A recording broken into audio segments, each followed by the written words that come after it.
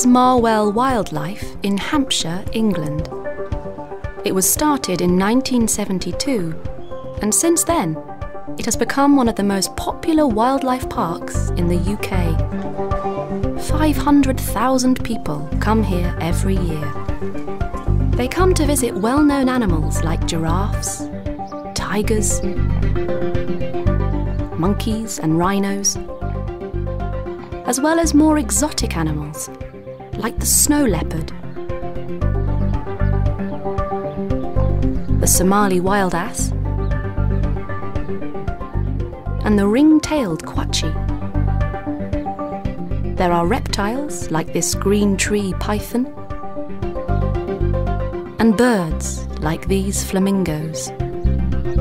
However, Marwell Wildlife is different to other wildlife parks and zoos. It's a charity dedicated to the conservation of different species of animals. Some of these species are endangered, like the gravy zebra, with a population of just over 3,000.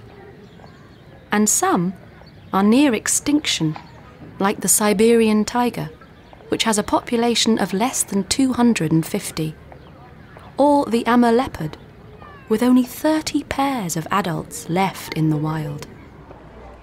For 40 years, staff have brought animals like these to Marwell because their natural habitats, the places they live in, have been destroyed by humans and by climate change. It's a sad fact, but if these animals were left in the wild, they probably wouldn't survive. In Marwell Wildlife, they live and breed safely, and unlike many other zoos and wildlife parks, they have lots of space. However, Marwell Wildlife hasn't always been like this. It used to be smaller and used to have fewer animals. But in the last 20 years, the park has grown from 120 acres to 150 acres. It has become a more open park, where the animals have much more space. Marwell is now home to 235 different species, and in total, 1,200 animals live in the park. If it weren't for Marwell Wildlife's conservation work, many of these animals would be extinct in the wild. Sadly, though, some of them already are.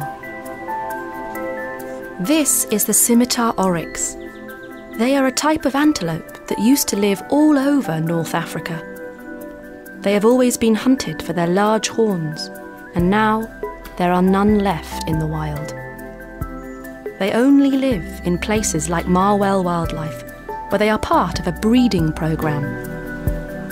The park hopes that if more oryxes are born, then some might be released back into the wild. They have already done this with some oryxes, which have been released in Tunisia. The oryx breeding programme has been a huge success, but there are many other strange and beautiful creatures still in danger. If places like Marwell Wildlife didn't help, many of these amazing animals would die out completely.